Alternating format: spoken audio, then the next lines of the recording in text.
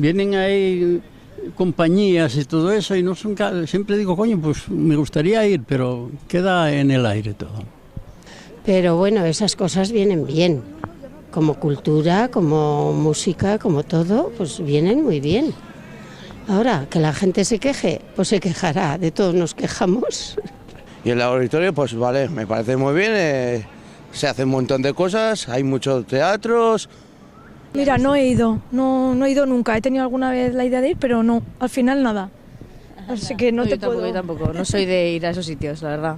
El auditorio de Badeñain carece de mucho programa. Y siempre traen programas que ya han pasado por otros lados y los hemos ido a ver a otro lado. Y aquí además los precios son más abusivos que, por ejemplo, en el de Pamplona, en el Baluarte. Bueno, he estado viendo un musical, vi una vez, pero porque tocaba una sobrina. Y no, lo demás no he estado, pero bueno, me parece muy bien que haya eventos. La última vez igual con el colegio, cuando nos llevaban gratis aquí, pero...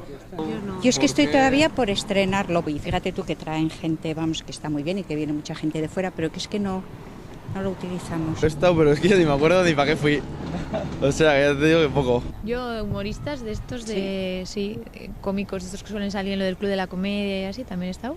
Y estoy bailando yo, hace años, y también sé que ensaya la orquesta sinfónica y así.